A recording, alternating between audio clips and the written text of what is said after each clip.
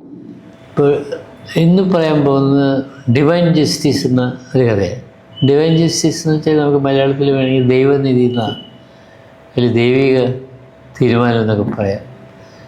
അത് ഞാൻ വർക്ക് ചെയ്തിരുന്ന കോളേജിൽ നടന്നൊരു സംഭവം. അതായത് ചെമ്പഴന്തി കോളേജിലെ എൻ്റെ ഡിപ്പാർട്ട്മെൻറ്റിലെ ഒരിക്കൽ ഒരു സെമിനാർ നടന്നു. ആ സെമിനാറിൽ അതിൻ്റെ പേപ്പർ അവതരിപ്പിക്കേണ്ടത് ഞാനായിരുന്നു. അവതരിപ്പിക്കുന്ന പേപ്പറിൻ്റെ വിഷയം എന്ന് പറയുന്നത് ഒബ്ജക്റ്റീവ് റൈറ്റിംഗ്, വസ്തുനിഷ്ഠമായിട്ട് എങ്ങനെ ചരിത്രം എഴുതാം, അതാണ് വിഷയം. അപ്പോൾ എനിക്ക് ആ വിഷയം തന്നത് അവിടുത്തെ പ്രൊഫസറായിരുന്നു, അന്നത്തെ അവിടുത്തെ ഹെഡ് ഓഫ് ദി ഡിപ്പാർട്ട്മെൻറ്റ്. ഞാൻ അന്ന് എൻ്റെ അല്ല, പ്രൊഫസറായിരുന്നു തന്നത്.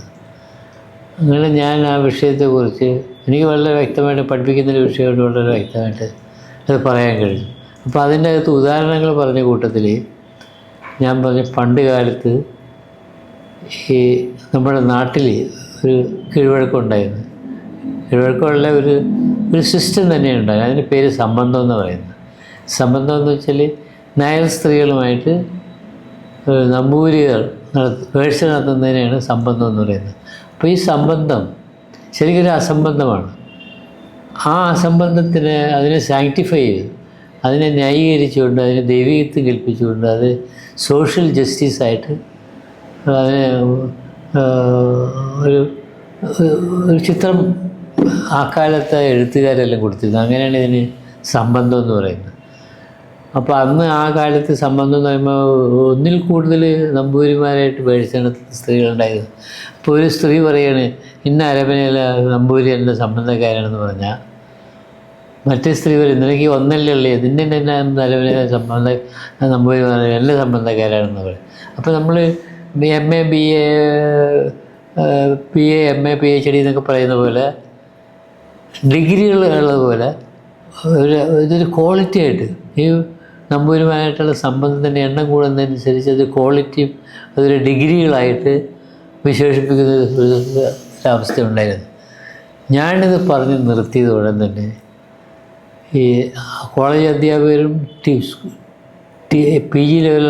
PG ഡിഗ്രി ലെവലിലുള്ള കുട്ടികളും ഈ സദസ്സിലുണ്ട്, ഈ ഓഡിറ്റോറിയത്തിലുണ്ട്. അതിൽ 2 ടീച്ചേഴ്സ് ചാടി എണീറ്റ് എന്നോട് ചോദിച്ച് തനിക്ക് ആരോടോ PhD തന്നതെന്ന് ചോദിച്ചു.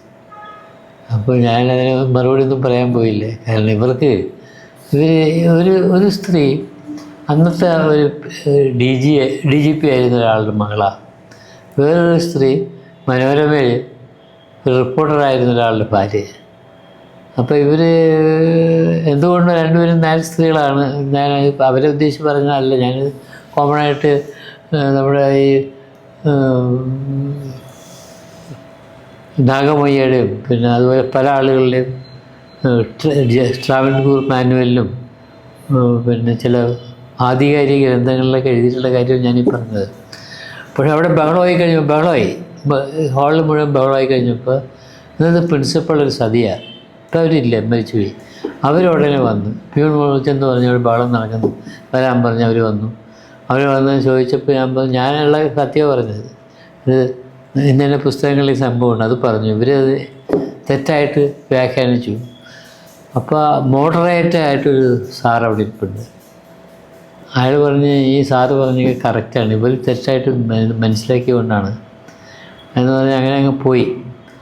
കുറച്ച് ദിവസം കഴിഞ്ഞപ്പോഴത്തേക്കും ഹൈക്കോടതിയിൽ നിന്നൊരു ഉത്തരവിറങ്ങി എന്നെ പ്രിൻസിപ്പളാക്കാൻ. അപ്പോൾ എൻ്റെ പ്രിൻസിപ്പൽ പോസ്റ്റ് തടയാൻ വേണ്ടിയിട്ട് അന്നത്തെ മാനേജറായിരുന്ന വെള്ളാപ്പള്ളി നടേശൻ ഒരുപാട് ശ്രമം നടത്തി.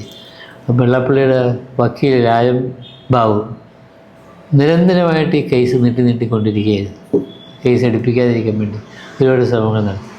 അവസാനം ഞാൻ ജസ്റ്റിസിൻ്റെ ചേംബറിൽ കയറി എൻ്റെ സങ്കടം പറഞ്ഞു കഴിഞ്ഞപ്പോൾ അത് ഡിവിഷൻ ബെഞ്ചായിരുന്നു. അവർ ഉടനെ കേസെടുത്ത് ഉടനെ പോസ്റ്റ് ചെയ്യാൻ വേണ്ടി മാനേജർക്ക് ഉത്തരവ് കൊടുക്കുകയായിരുന്നു. അങ്ങനെയാണ് ഞാൻ പ്രിൻസിപ്പളാകുന്നത്. അങ്ങനെ ഞാൻ പ്രിൻസിപ്പളായിരിക്കുന്ന സമയത്ത് ഇവർ ഓരോരുത്തരായിട്ട് പിന്നെ സംഭവിക്കണമെന്ന് വെച്ചാൽ ഇവർ അറ്റൻഡൻസ് രജിസ്റ്ററിൽ ഒപ്പിടണം. അപ്പോൾ അറ്റൻഡൻസ് രജിസ്റ്റർ ആദ്യത്തെ 1-2 ദിവസം ഞാൻ എൻ്റെ കസ്റ്റഡി തന്നെ വെച്ചു. ഓരോ ഡിപ്പാർട്ട്മെൻറ്റിൽ നിന്ന് നേരത്തെ അത് ഡിപ്പാർട്ട്മെൻറ്റിലോട്ട് കൊടുത്തിട്ട് അവർ ഒപ്പിട്ട് വരികയും ചെയ്തു. ഇതിപ്പോൾ ഞാൻ വിചാരിച്ചു ഇവരെല്ലാം ഓരോരുത്തർ വന്ന് എന്നെ കാണട്ടെ, എനിക്കവരെ പരിചയപ്പെടുകയും വേണമല്ലോ, പ്രിൻസിപ്പളായിട്ടിരിക്കണം, ഞാൻ അവരെ അറിയണമല്ലോ.